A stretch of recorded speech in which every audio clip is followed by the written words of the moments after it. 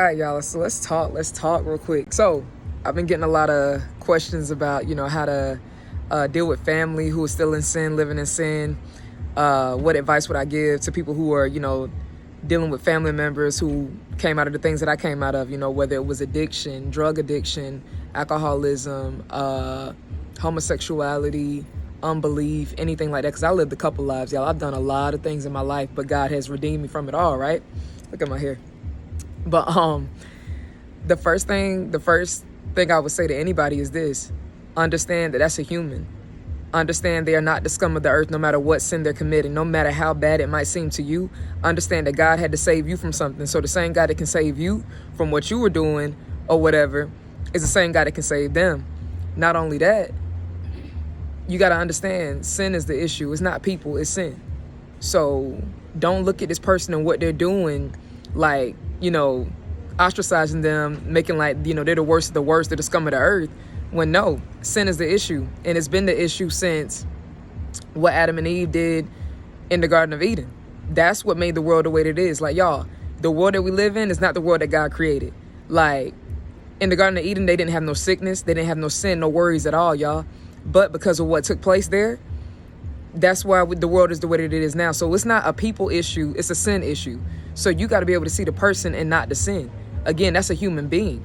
What they're doing, it ain't right. It ain't right, but understand that we serve a God who can redeem all, y'all. And I'm a living testimony of that. Man, I was a lesbian. I was a fornicator, having sex outside of marriage with the same sex. I was an alcoholic, or was on my way to being an alcoholic, addicted to smoking weed, addicted to women. I was on a whole lot, man. I was very nonchalant. I didn't care how nobody else felt. I did what I wanted to do.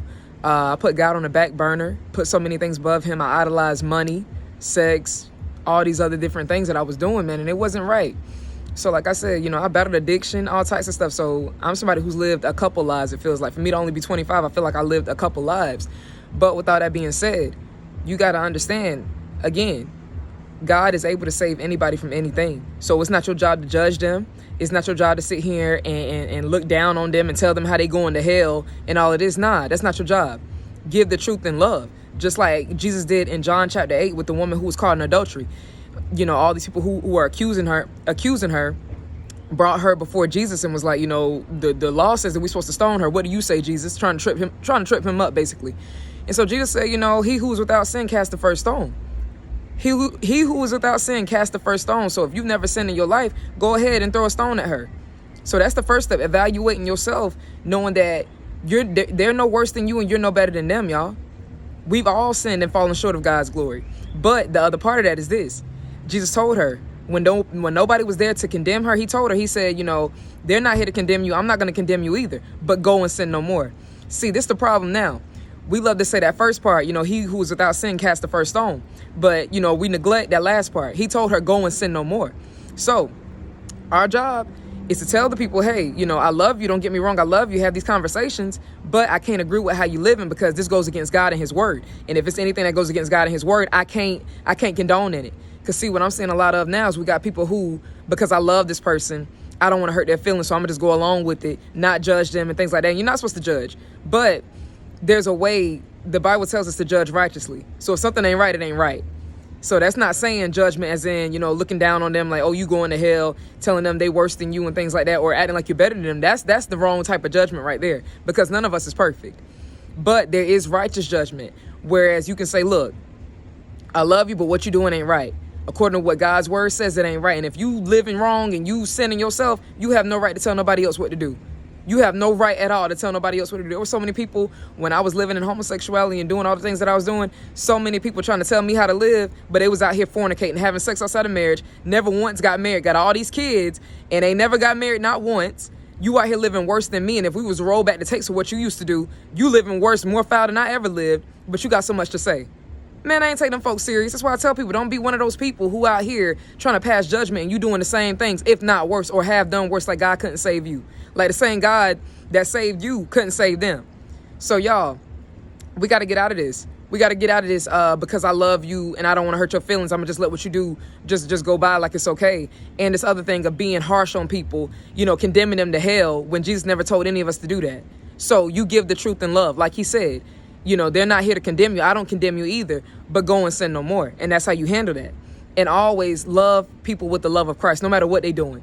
The love of God is the only thing that saved me. It wasn't nobody telling me I'm going to hell. It wasn't no family member telling me that my mom and people would be so disappointed in me of how I was living. Nah, that didn't save me. If anything, that pushed me further away. Because I don't want to hear what you got to say when you a human just like me. And I know that you out here living more foul than I was, but you trying to tell me about me. Man, please. So now, love people with the love of Christ. Love people with the love of Christ. Give them the truth and love, and let them know that, you know, Jesus loves them. No matter what they're doing, he is there for them and he can save them. But do not condone on what they're doing. If it goes against God, it goes against God. I don't care who it is. Your mama, daddy, friend, whoever, child. If it goes against God, it goes against God. And it's not right, it's not right. Because he said it's not right. No matter what this world says, if God says it's not okay, it's not okay. And that was a hard truth for me to understand. When God gave me the truth and showed me how I was living was going to keep me out of heaven, and the way that I was living was going to keep me separated from him, listen, that was it. I didn't want to hear that I had to end the relationship. I didn't want to hear that I had to stop, you know, doing all the stuff that I was doing, fornicating, you know, sex outside of marriage, drinking and smoking my weed and all of this stuff. I didn't know that I had to, you know, stop idolizing money and things like that. I didn't know that I had to give that up until he brought that truth to me. So again, give the truth in love. Again, it wasn't nobody beating me over the head with scriptures and things like that that changed me. The love of God was the only thing that changed me. Jesus himself was the only thing. The love of God was the only thing that changed my life, man. The only thing.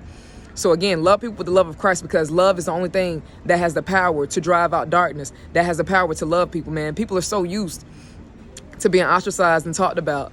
So when you come in with love in a world full of hate, and they used to people, you know, treating them like the black sheep of the family, treating them like they don't mean nothing. When you come in with love, look, I'm a Christian. No, I don't agree with what you're doing, but let me tell you, the same God that saved me is the same God that can save you. I'm going to still love you regardless, whether you decide to change or not. I'm going to still love you. I'm not going to condone what you're doing, but I still love you, and I'm going to give you the love.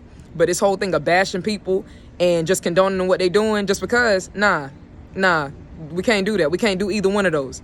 So love people with the love of Christ, because the same God that saved you, the same God that saved you is the same God that can save them. And understand that's a human. People are not the problem, sin is. So don't condemn nobody to hell, because you don't have that type of power. The love of God is the only thing that can change people, y'all. Love y'all.